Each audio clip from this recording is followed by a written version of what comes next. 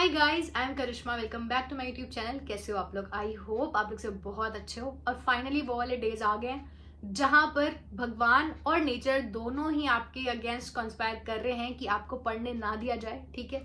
लेकिन आपको वो जो प्रोक्रेस्टिनेशन की फीलिंग होगी और जो बिस्तर में से ना निकलने वाली फीलिंग होगी वो फाइट करके निकलना है। बिकॉज अब ये कुछ मंथ्स जो हैं वो हम बैंकिंग एस्पिरेंट्स की लाइफ में बहुत इंपॉर्टेंट होते हैं, क्योंकि अभी आपके मेंस के रिजल्ट्स आएंगे, आपके इंटरव्यूज लाइन अप होंगे, साथ में आपका सबसे major examination of the year SBI PO 2022 का जो प्रीलिम्स है वो लाइंड अप है, then mains and then interviews.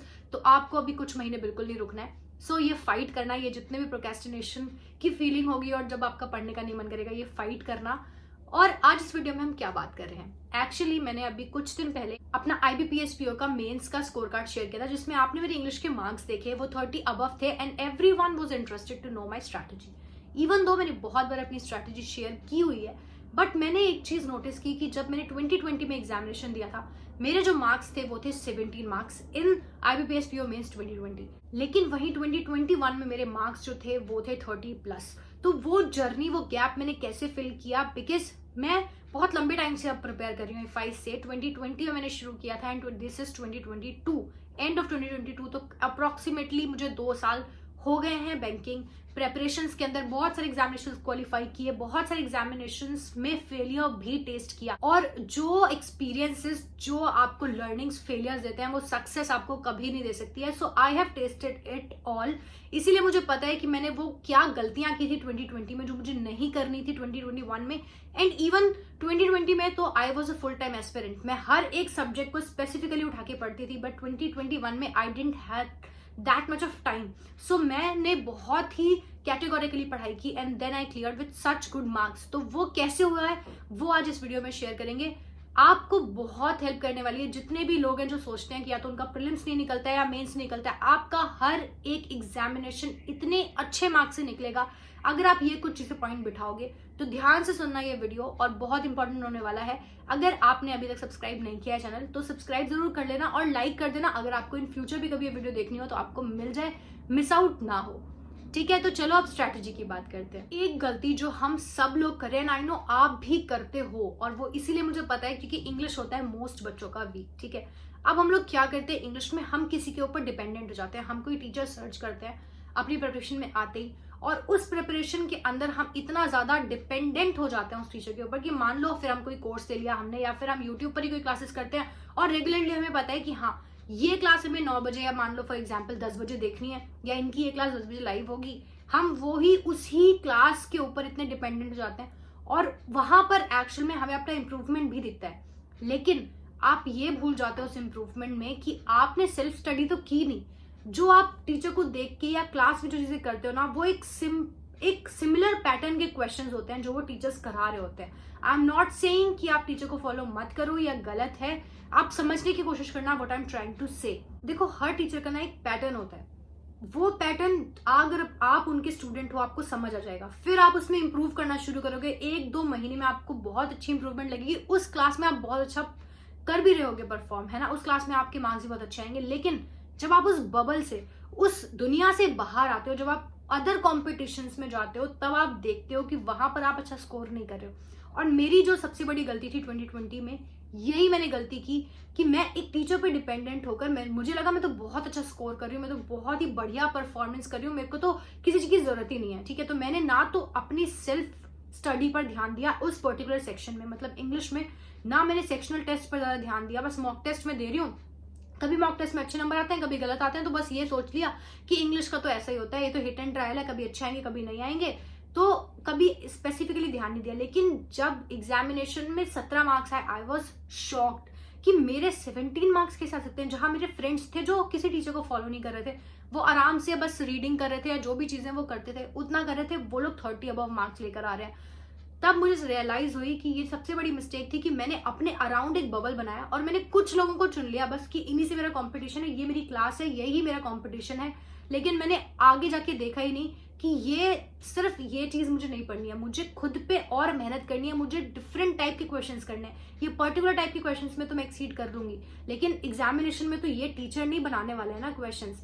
Examination में तो हर दुनिया तरह के क्वेश्चंस आएंगे, जब वहां पर आप सक्सीड करना सीखोगे, जब वहां पर प्रैक्टिस करना सीखोगे, तब आपकी असली तैयारी शुरू होती है। और ये आपको कैसे आएगा? ये आपको आता है मॉक टेस्ट से। और मॉक टेस्ट मैं हमेशा बोलती हूँ सबसे ज्यादा तो आता है आपको सेक्शनल टेस्ट से। जब आप सेक्शनल टेस्ट में अच्छा करते हो ना, अपने आप को अपने क्विजेज में, अपने पर्टिकुलर सेक्शन वाइज टेस्ट में आप परफॉर्म करते हो, उस टाइम आपको असली आपकी तैयारी हो रही होती है। तो आपको एक तो सेक्शनल टेस्ट देना है, मॉक टेस्ट जरूर देना है, और आपको क्या करना है, आपको अपनी सेल्फ प्रैक्टिस पर भी ध्यान देना है, साथ में अलग से क्वेश्चंस लेकर आओ।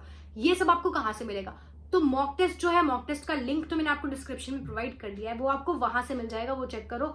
दूसरी चीज सेक्शनल टेस्ट, वो भी आपको उसी मॉक टेस्ट में आपको प्लान मिलेगा, वहां से वो सेक्शनल टेस्ट भी आपके सॉर्टेड हो गए। बाकी आपकी तीसरी चीज क्या होती है? तीसरी आपकी होती है जो क्वेश्चंस मैंने बोला जो आपको सिलेक्ट करने, वो आपको यूट्यूब पर आप सर्च करोगे कहीं भी, वहां पर आपको टेलीग्राम्स पर पीडीएफ्स मिलते हैं, वहां पर मिलेंगे वो सारे क्वेश्चन। आप वहां से करो, अड्डा की जो आपकी क्विजेस होती हैं वो करो। प्रैक्टिस मॉक पर आपको जो मिनी मॉक्स मिलते हैं वहां पर आपको मिलती हैं, फ्री ऑफ कॉस्ट है ये दोनों चीजें, आप वहां से करो।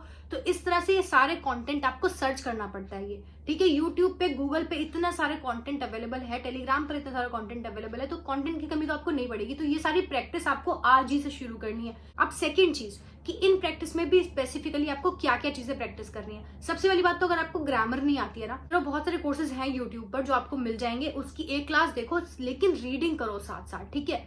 आप लोगों ने बहुत सुना होगा और आपको बहुत क्लीशे लगता होगा कि रीडिंग रीडिंग क्या, रीडिंग से क्या ही हो जाएगा, बट आप बिलीव करो मेरा, जो मेरे फ्रेंड्स रीडिंग से 30 से ऊपर मार्क्स लेकर आए थे ना, मैंने जो एक सिर्फ क्लास के चक्कर में कि नहीं क्वेश्चंस प्रैक्टिस करूंगी, क्लास में जाऊंगी, सिर्फ 17 मार्क्स रह गए वहां पर। लेकिन जब मैंने सेकेंड टाइम एग्जामिनेशन दिया, रीडिंग पर ध्यान दिया और सिर्फ सेक्शनल टेस्ट पर ध्यान दिया, ट्रस्ट मी सेक्शनल टेस्ट आपको इतना बढ़िया तैयार करता है। तो रीडिंग हमने रोज करनी है, कुछ भी उठा के आप रोज पढ़ोगे इंग्लिश के अंदर जितना ज्यादा से ज्यादा हो सकता है।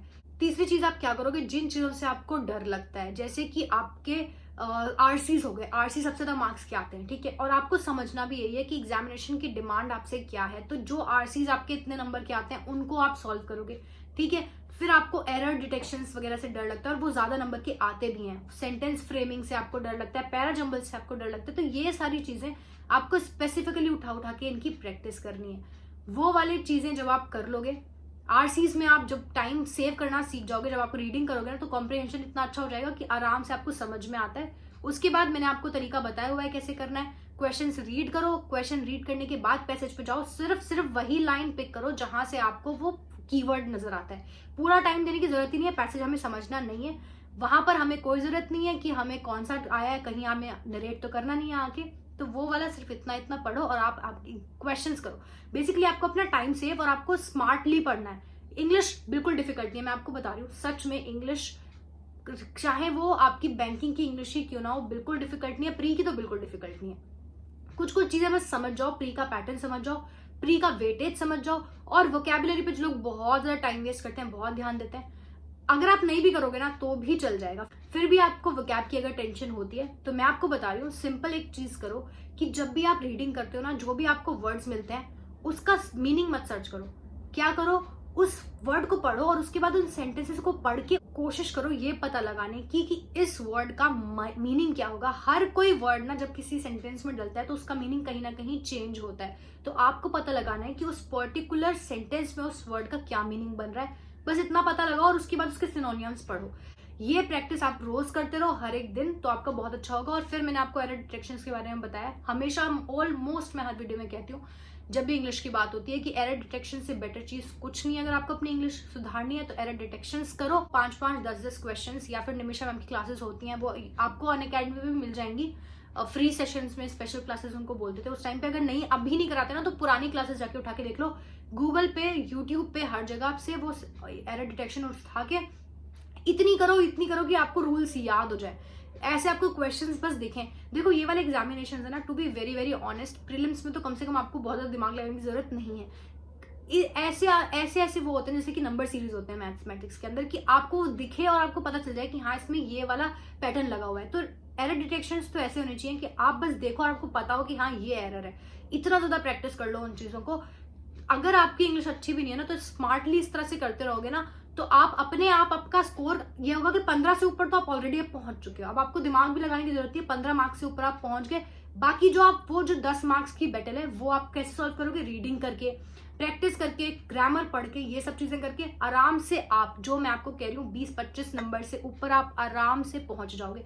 और इतना स्कोर करना, बहुत ही अच्छे मार्क्स हैं। बाकी दोनों सब्जेक्ट्स आपके स्ट्रांग होंगे, आप उनमें बाजी मार लोगे, ठीक है। तो ये स्ट्रैटेजी होती है एक स्मार्ट स्टूडेंट की, कि हमारी कोई चीज वीक है हमें पता है, लेकिन हमें पैटर्न पता है एग्जामिनेशन का, हमें पता है कि हाँ ये इस तरह की चीजें तो ना, ये 15-20 या 25 या 30 पैटर्न्स है, इनमें से एक तो आता ही आता है। तो हम इतना याद करेंगे कि हमें बस दिखते ही पता चल जाए कि हाँ ये पैटर्न है, और बस आगे निकलो स्टिक करके।